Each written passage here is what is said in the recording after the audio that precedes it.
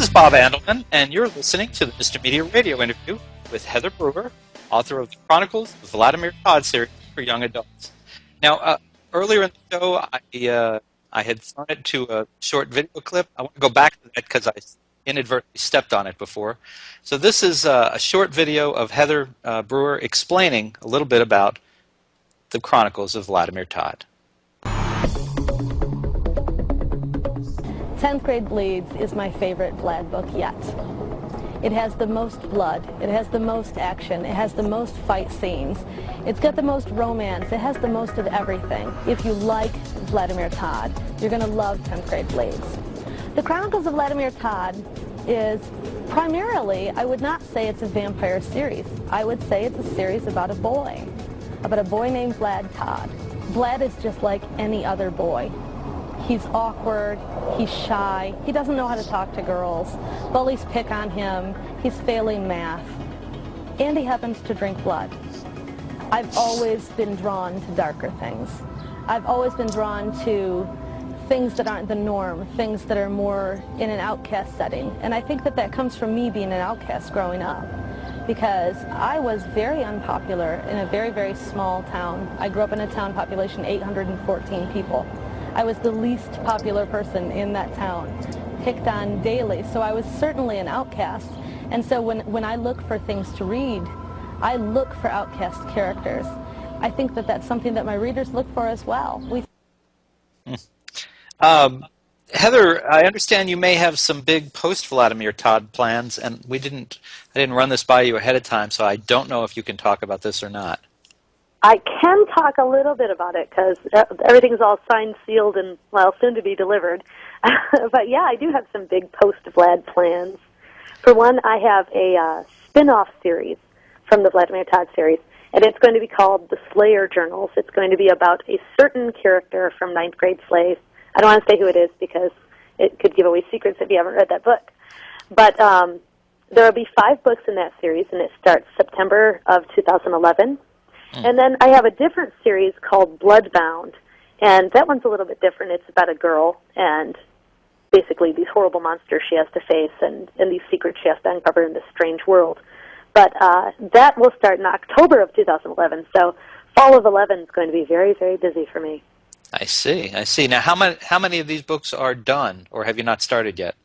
I'm actually writing both of the first books of those series right now. Wow. Yeah, it's scary. They're actually due on the exact same day, too, so it's kind of funny. It's weird. Now, has Hollywood come calling about the Vladimir Tod series? Well, I don't know if Hollywood's calling yet, but they might be knocking on the door. I really can't talk too much about it, but hopefully there will be some very, very good news to share with my minions soon. Very good. In the book, one of the things that struck me early on, and it's one of the few things that threw me a little bit off, is that there are references in the book to locations that seem to reference old vampire movies. And I wondered if looking back, if that was kind of a mistake, or why would places in town be named that way? Just coincidence? I don't know. I love throwbacks. I am a huge fan of throwbacks, and whenever I read stuff, like if you read Stephen King, there are certain things that come back in different stories that aren't attached. Like Bob Gray, who was Pennywise, appears both, of course, in It, and he also appears in Dreamcatcher. Little tiny throwbacks like that, they tickle me pink. And for me, I wanted to give throwbacks to the vampires of old, you know what I mean, to the fictional vampires that really just made me very happy when I was younger. And so naming the town Bathory after Elizabeth Bathory felt very natural to me. Naming a street Lugosi Trail after Bela Lugosi, of course, was just one of those little thank yous from me. And, some people have said that they didn't care for it. Most of the minions have said that they love it, and they love looking for all of those things because they're kind of hidden throughout the book. Some of them are a little more obvious than others. And there is a character whose name seems to be a bit of a bow to a television Yeah, vampire. and you're totally right on that. It absolutely is. Yeah. And we won't go into that. I don't want to give anything away. But people who've read it know what we're talking about. And people who haven't will now have to go out and read the books. Okay. One of the things I really liked is you handle relationships. Well, first of all, I almost forgot about this. The main character, Vladimir Tod, is a young man. You, to the best of my knowledge, have never been a young man.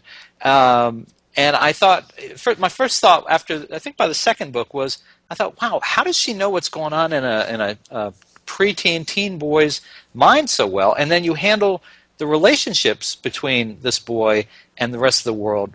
Really, I don't know where you got that from. Well, for me, I think that relationships are everything, no matter who you are. It's how you interact with your friends and your enemies that really shapes your life. And just because Vlad happens to have fangs doesn't mean that he doesn't have feelings. And so the way he interacts with, like, say, his best friend Henry, of course, is very different than the way he interacts with other vampires or with the pretty girl in class. And so it just was very natural for me because I feel like I'm part Vlad. You know what I mean? Mm-hmm. That part of me that never felt like I belonged anywhere, that's Vlad.